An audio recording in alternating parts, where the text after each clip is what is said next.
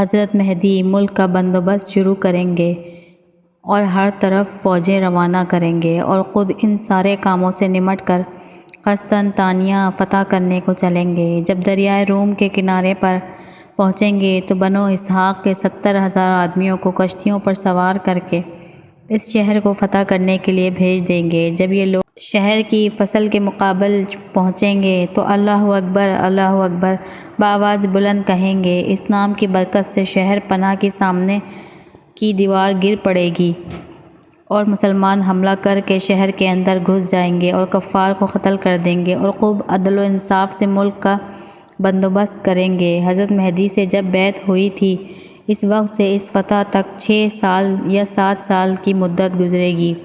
حضرت یہاں کے بندوبست میں لگے ہوں گے۔ ایک جھوٹی خبر مشہور ہوگی، شام میں دجال آ گیا اور تمہارے خاندان میں فتنہ و فساد کر رہا ہے۔ اس خبر پر حضرت مہدی شام کی طرف سفر کریں گے اور تحقیق حال کے لیے 9 یا 5 سواروں کو آگے بھیج دیں گے۔ ان میں سے ایک شخص آ کر خبر دے گا۔ وہ خبر محض غلط تھی، ابھی دجال نہیں نکلا۔ حضرت کو اطمینان ہو جائے گا اور پھر سفر میں جلدی نہیں کریں گے۔ اطمینان کے ساتھ درمیان کے ملکوں کا بندوبست دیکھتے بھالتے شام پہنچیں گے۔ وہاں پہنچ کر تھوڑے ہی دن گزریں گے کہ دجال بھی نکل آئے گا۔ دجال یہودیوں کی قوم میں سے ہوگا، پہلے شام اور عراق کے درمیان میں سے نکلے گا اور نبوت کا دعویٰ کرے گا، پھر اصفہان میں پہنچے گا اور وہاں کے 70,000 یہودی اس کے ساتھ ہو جائیں گے، پھر خدائی کا دعویٰ شروع کر دے گا۔ اس طرح بہت سے ملکوں سے گزرتا ہوا یمن کی سرحد تک پہنچے گا اور ہر جگہ سے بہت سے بددین ساتھ ہوتے جائیں گے، یہاں تک کہ مکہ معظمہ کے قریب آ کر ٹھہرے گا، لیکن فرشتوں کی حفاظت کی وجہ سے شہر کے اندر نہ جانے پائے گا۔ پھر وہاں سے مدینے کا ارادہ کرے گا اور وہاں بھی فرشتوں کا پہرا ہوگا جس سے اندر نہ جانے پائے گا۔ اس عرصے میں مدینہ منورہ میں زلزلہ آئے گا اور جتنے آدمی دین میں سست اور کمزور ہوں گے سب زلزلے سے ڈر کر مدینے سے باہر نکل کھڑے ہوں گے اور دجال کے پھندے میں پھنس جائیں گے۔ اس وقت مدینے میں ایک بزرگ ہوں گے جو دجال سے خوب بحث کریں گے۔ دجال جھنجھلا کر ان کو قتل کر دے گا اور پھر زندہ کر کے پوچھے گا، اب تو مجھے خدا مانتا ہے؟ وہ کہیں گے، اب تو اور بھی یقین ہو گیا کہ تو دجال ہے۔ پھر وہ ان کو مارنا چاہے گا مگر اس کا کچھ بس نہ چلے گا اور ان پر کوئی چیز اثر نہیں کرے گی۔ وہاں سے دجال ملک شام کو روانہ ہوگا۔ جب دمشق کے قریب پہنچے گا تو حضرت مہدی وہاں پہلے سے پہنچ چکے ہوں گے اور لڑائی کی تیاری میں مشغول ہوں گے۔ عصر کا وقت آ جائے گا اور مؤذن اذان کہے گا، لوگ نماز کی تیاری میں ہوں گے۔ اچانک حضرت عیسیٰ علیہ السلام 2 فرشتوں کے کندھوں پر ہاتھ رکھے ہوئے آسمان سے اترتے نظر آئیں گے اور جامع مسجد کے مشرقی مینار پر آ کر ٹھہریں گے اور وہاں سے زینہ لگا کر نیچے تشریف لائیں گے۔ حضرت مہدی سب لڑائی کا انتظام ان کے سپرد کرنا چاہیں گے۔ وہ فرمائیں گے، لڑائی کا انتظام آپ ہی کریں، میں صرف دجال کے قتل کے لیے آیا ہوں۔ جب صبح ہوگی حضرت مہدی لشکر کو آراستہ فرمائیں گے۔ حضرت عیسیٰ علیہ السلام ایک گھوڑا اور ایک نیزہ منگوا کر دجال کی طرف بڑھیں گے اور اہل اسلام دجال کے لشکر پر حملہ کریں گے اور بہت سخت لڑائی ہوگی۔ اس وقت حضرت عیسیٰ علیہ السلام کے سانس میں یہ تاثیر ہوگی، جہاں تک نگاہ جائے وہاں تک سانس پہنچ سکے گی اور جس کافر کو سانس کی ہوا لگا دیں گے وہ فوراً ہلاک ہو جائے گا۔ دجال حضرت عیسیٰ علیہ السلام کو دیکھ کر بھاگے گا، آپ اس کا پیچھا کریں گے یہاں تک کہ بابلت کے مقام پر پہنچ کر نیزے سے اس کا کام تمام کر دیں گے اور مسلمان دجال کے لشکر کو قتل کرنا شروع کریں گے۔ پھر حضرت عیسیٰ علیہ السلام شہر شہر تشریف لے جا کر جتنے لوگوں کو دجال نے ستایا تھا سب کو تسلی دیں گے اور اس وقت اللہ تعالیٰ کے فضل سے کوئی کافر روئے زمین پر نہیں رہے گا۔ پھر حضرت مہدی کا انتقال ہو جائے گا اور سارا انتظام حضرت عیسیٰ علیہ السلام کے ہاتھ میں آ جائے گا۔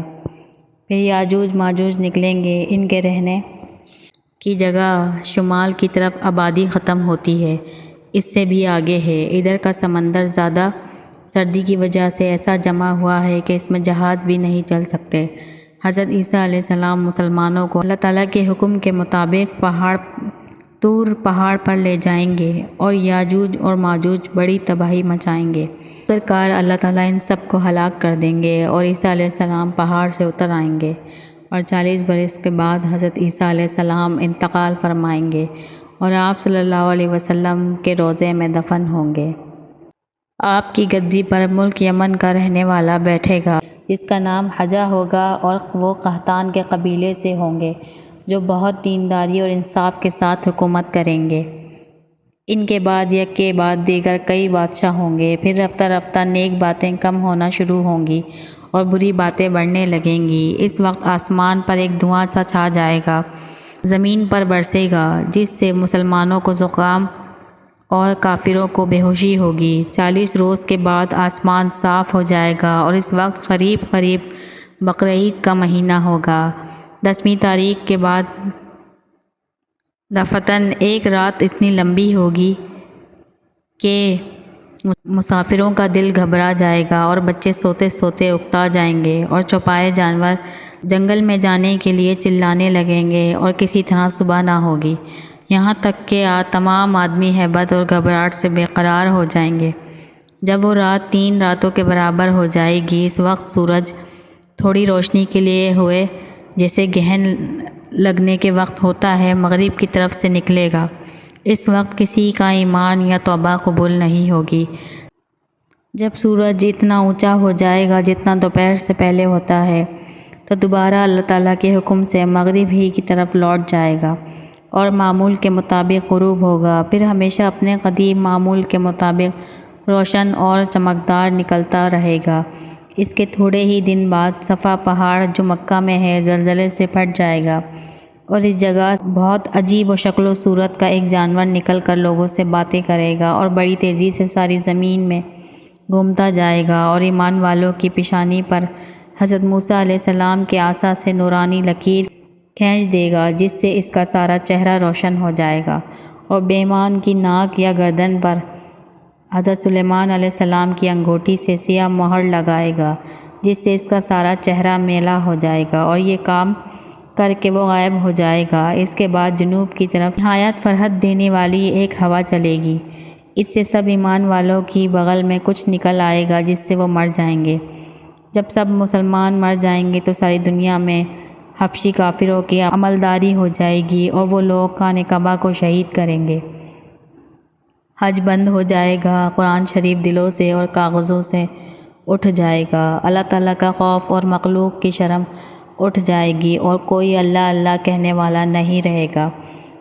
اس وقت ملک شام میں بہت ارزانی ہوگی، لوگ اونٹوں سواریوں پر اور پیدل ادھر نکل پڑیں گے، اور جو رہ جائیں گے ایک آگ پیدا ہوگی ان سب کو ہانکتی ہوئی شام میں پہنچا دے گی، اور اس میں حکمت یہ ہے کہ قیامت کے روز ساری مخلوق اسی ملک میں جمع ہوگی، پھر وہ آگ غائب ہو جائے گی، اور اس وقت دنیا کو بڑی ترقی ہوگی۔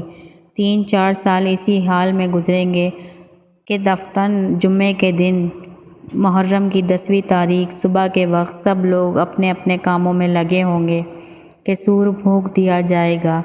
اول ہلکی ہلکی آواز ہوگی، پھر اس قدر بڑھے گی کہ اس کی ہیبت سے سب مر جائیں گے، زمین و آسمان پھٹ جائیں گے اور دنیا فنا ہو جائے گی۔